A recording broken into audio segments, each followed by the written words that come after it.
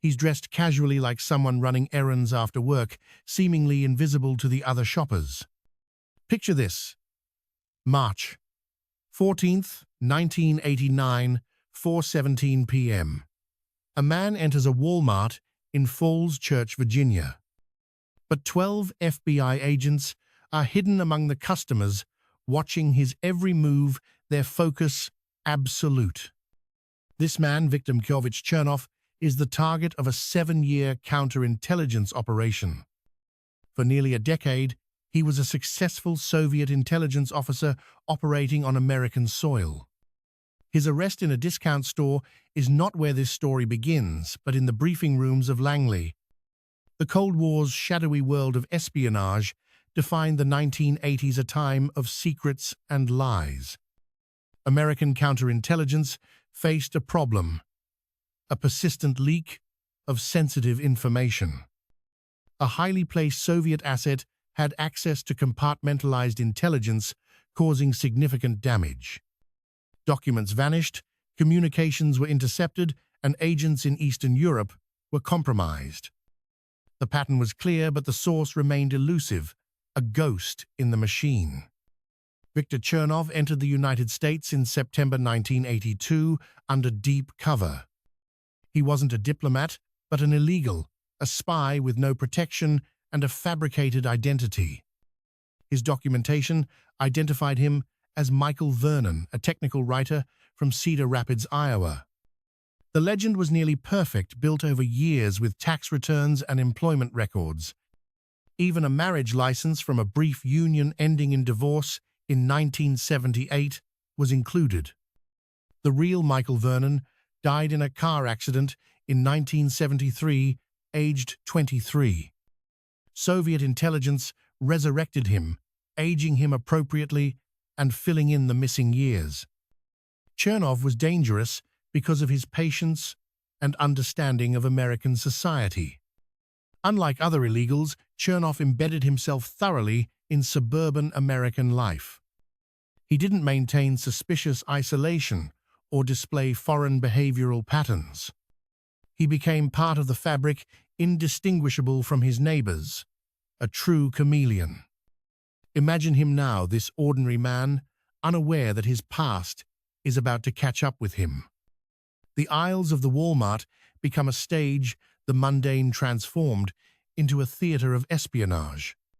Little does he know, his carefully constructed world is about to crumble around him. The clock is ticking. Picture this, a brief union ending in divorce in 1978. Soviet intelligence resurrected him, aging him, crafting documentation. He embedded himself in suburban life, unlike other suspicious illegals. He rented a townhouse in Arlington, joined a Rotary Club. He volunteered at a community center, a technical consultant. He dated, maintained warm friendships, a comfortable routine.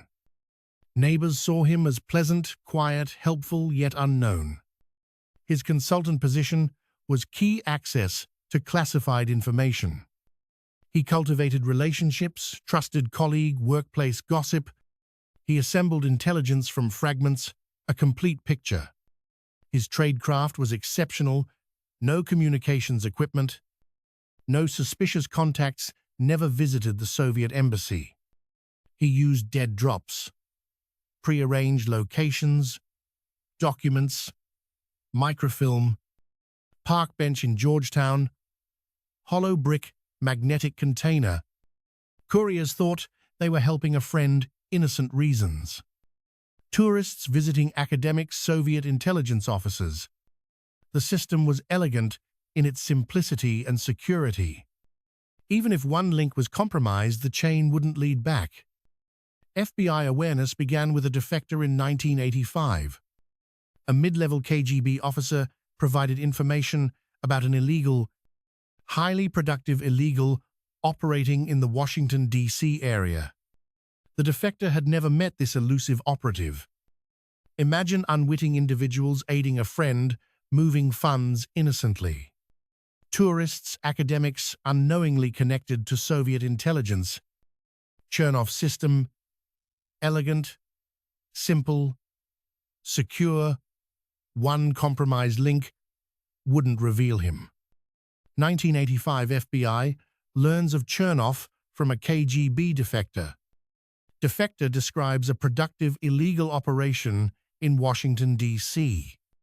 The defector didn't know the agent's name, only the code name, Prospect. Prospect provided high-quality, detailed intelligence, hard to obtain. This suggested long-term access, not a one-time theft. The first thread. Years to follow this thread. Operation Silent Thunder. Intensive counterintelligence. FBI analyzed security breaches, missing documents, compromised programs, looking for patterns pointing to a single source, cross-referencing personnel, financial anomalies, travel patterns, suspicious contacts, scrutinized. Problem: sheer volume of cleared personnel in the Washington area. Tens of thousands handled classified information. Someone leaving no trace. Break came in late 1987 from a Soviet intelligence officer. Officer Valery Jenko had redefected mentioned deep cover protocols. Valuable assets instructed to maintain normalization rituals. American activities as cover, psychological anchor for isolated officers. Activities: bowling church, shopping at specific stores regularly. FBI analyst Catherine Reeves became interested in this detail, looking at mundane routines of individuals connected to compromised information, looking for regular patterns, almost too normal, too deliberate. Cross-referenced with technical consultants working for defense contractors, a small pool of names emerged. One of them was, picture this, Catherine Reeves, later a CIA medalist, intrigued by a detail. She sought patterns in routines, not breaches of those near compromised data. Two regular patterns raised flags. Deliberate normalcy hid something more. Consultant lists cross-referenced, revealing a small pool, including Michael Vernon. Vernon's background seemed solid, but deeper digs found inconsistencies. No work record from the 1970s. College grades for unoffered classes. A supervisor's memory failed. Small errors suggested something deliberate. By early 1988, the FBI surveilled Michael Vernon.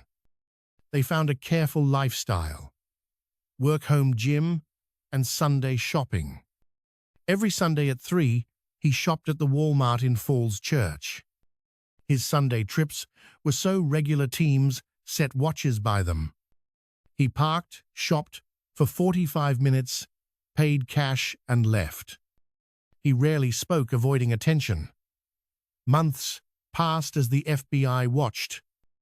They documented his contacts, seeking proof of espionage. They needed to catch him passing information, not just a false identity. Espionage prosecution required intelligence activity, not just suspicion. Counterintelligence worried about what Chernov was learning. Delay risked more damage. Acting too soon might lose him entirely. Losing him meant losing the scope of his operation. The FBI's strategy: progressive pressure on Chernov. Subtly, he was shown he was watched. A car lingered too long. An agent appeared at his lunch spot 2 days running. Nothing overt, but enough for a trained officer to notice.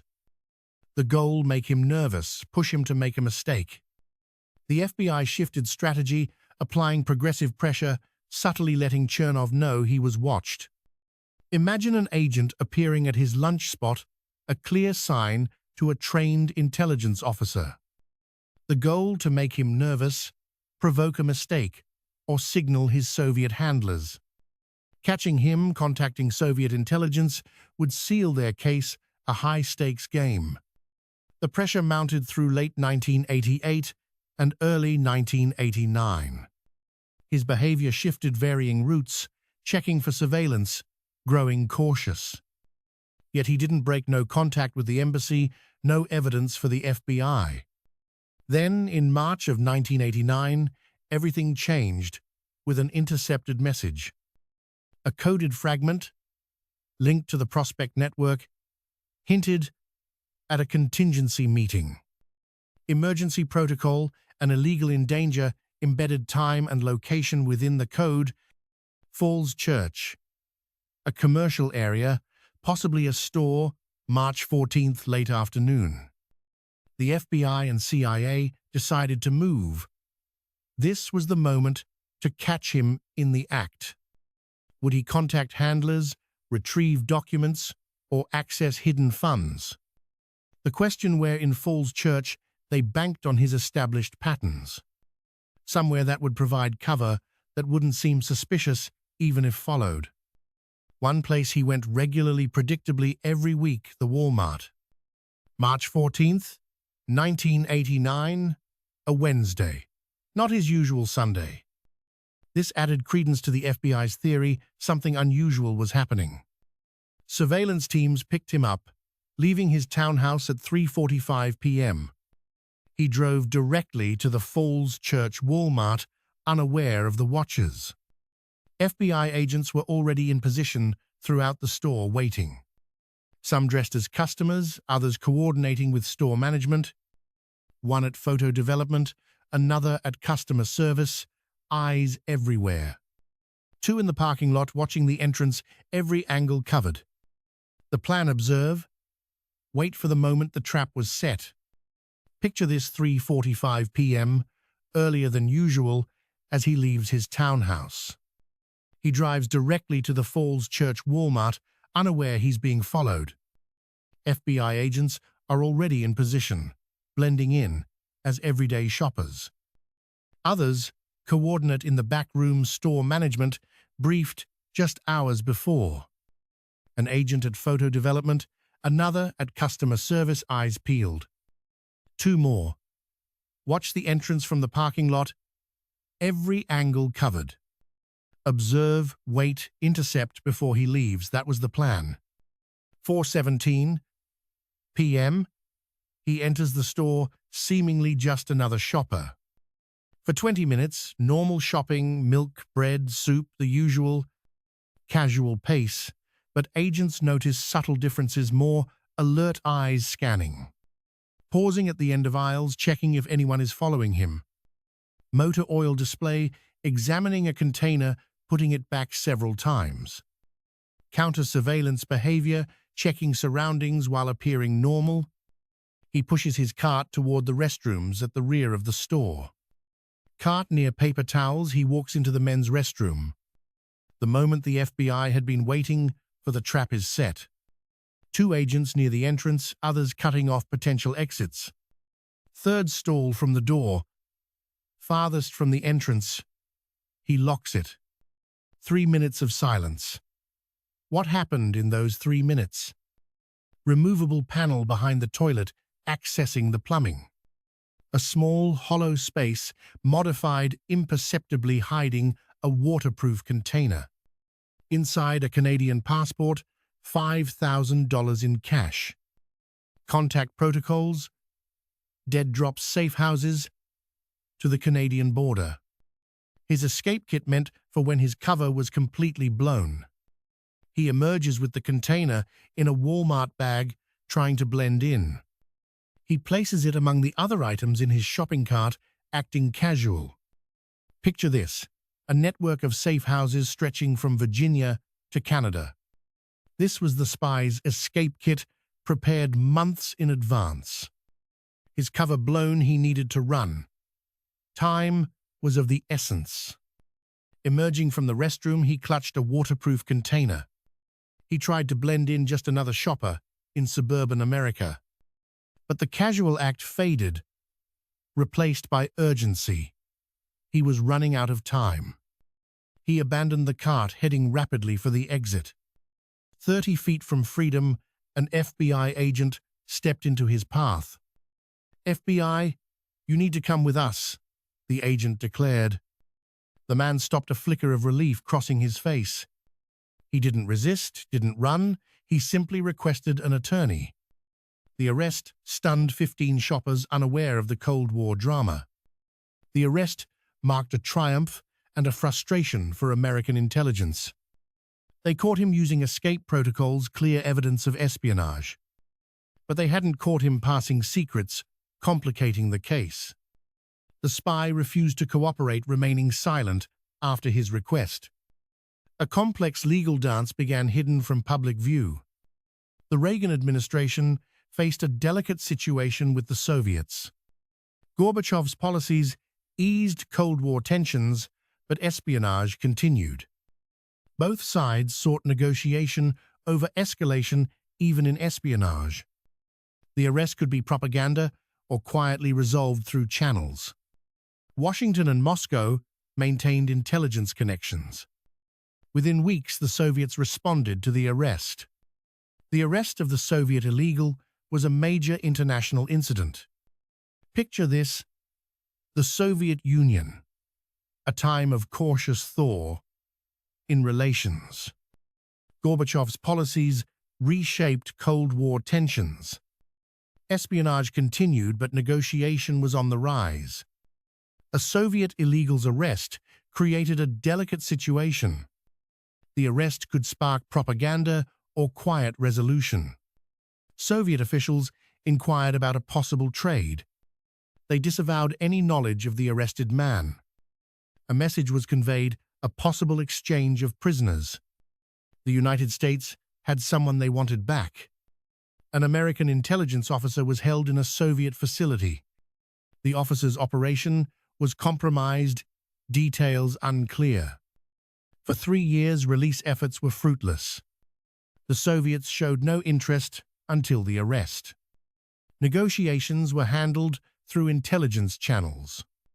The FBI wanted to prosecute, the CIA wanted their officer back. The officer risked their life and suffered deteriorating conditions. The White House decided in favor of making the trade. The negotiations took months to verify identities, ensuring acceptable health and no tactical advantage. Discussions about locations, timing, and participants. The Soviets proposed Checkpoint Charlie in Berlin, a famous crossing point between East and West. Checkpoint Charlie had been used for previous spy swaps. Checkpoint Charlie, a stage for Cold War dramas. Imagine the scene: the White House greenlights the trade. Months of negotiations began a delicate dance of nations. Each side verified identities and health, a cautious game. Tactical advantages were avoided, a careful balance. Location and timing were debated, a tense process. The Soviets wanted Checkpoint Charlie, a symbolic choice. America pushed for Vienna, a neutral, discreet setting. Vienna, a city of spies, a stage for the exchange. October 7, 1989, a pivotal moment. The Berlin Wall was about to fall, changing the world. The spy was taken from detention to Andrews Air Force Base. Flown to Austria under heavy guard, a secret mission. The American officer arrived, mirroring the arrangement. A hotel conference room, a deliberately mundane setting. Avoiding the drama of past exchanges, a new approach. The exchange was brief, professional, and efficient. Verification, confirmation, a moment of truth. They walked past each other, handlers on either side. The spy was taken to a waiting aircraft, freedom-bound. The American officer was received by the CIA homeward. Less than 15 minutes, the exchange was complete. He returned to the Soviet Union, a returning hero. A comfortable position in Moscow, out of sight. The Soviet Union collapsed. Secrets began to leak. KGB officers spoke for a price, revealing the truth. He had identified over 40 classified programs. Imagine the Cold War's shadows. Secrets whispered through back channels. A clearer picture of the agent's operation began to take shape. He reported on over 40 classified American programs. Electronic warfare, satellite reconnaissance, counterintelligence. His intel helped the Soviet military adapt their own systems. Like a mole in multiple agencies, his reach was vast. His genius piecing together fragments into a whole. How much damage did he cause? A question debated still. The CIA may never reveal the full extent of the compromise. Some say it didn't alter the Cold War's balance. Others argue it underestimated the cumulative effect. Detailed intel allowed Soviet planners to make key decisions. The FBI's operation was a counterintelligence triumph. It proved even the best illegal identity can be broken. Caught in a Walmart, a legend in the FBI's lore. Espionage is often mundane, not like the movies. No car chase, no shootout, just groceries and an arrest. He tried to retrieve his escape kit, but it was too late. Agents watched him shop every Sunday for months. The American officer was traded and debriefed. Imagine the stories he had to tell after his time abroad. His debriefing would reveal the true cost of espionage. The tale of a spy caught in the most ordinary place. A reminder that espionage can be surprisingly banal. The end of a chapter, but the story lives on. The echoes of the Cold War still resonate today. Imagine espionage not as films portray, but as mundane reality. No car chases, no shootouts, just routine surveillance and patience. Picture this, a middle-aged man retrieving an escape kit. He was apprehended after months of being watched every Sunday. Almost nothing is publicly known beyond the debriefing. The CIA maintains a permanent cover status on this person. Even decades later, their identity remains protected. Families speculated about the traded person's identity. The agency never confirmed or denied these theories. This person survived and resumed some kind of life. Survival, after years of imprisonment, is its own success story. The discount store remains open, renovated since 1989. The restroom has been remodeled, erasing all traces. No plaques mark the site of this Cold War operation. It's just another retail space history hidden beneath. Anonymity suits an operation about hidden intelligence work. Significant events took place in ordinary locations. The story is discussed within the intelligence community. It hasn't achieved the public recognition of other cases, perhaps because he wasn't an American betraying his country. Americans find traitors more compelling than foreign spies. Betrayal cuts deeper than simple opposition.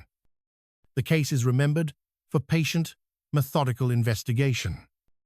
The Cold War's end changed these operations, but did not end them. Russian intelligence services continue operations. Imagine espionage where traitors intrigue more than foreign spies. Betrayal cuts deep, a sharper sting than mere opposition. The Chernov case, a testament to patient investigation even against an invisible foe. Methodical, relentless. The Soviet Union's fall 2 years post-arrest reshaped operations but didn't end them. The Cold War cooled, but espionage simmered. Russian intelligence, among others, still plants illegals in America. Deep cover, ordinary lives, collecting secrets. Techniques evolve, tech changes, but the work's essence remains. Analysts seek patterns, inconsistencies, hidden identities. They watch shoppers wondering, who are they really? The mundane hides the extraordinary, the ordinary, a mask. Victor Chernov, post-USSR, vanished. Rumors persist of a quiet life in Moscow or St. Petersburg, unconfirmed. Now in his 80s, an old man with fading memories.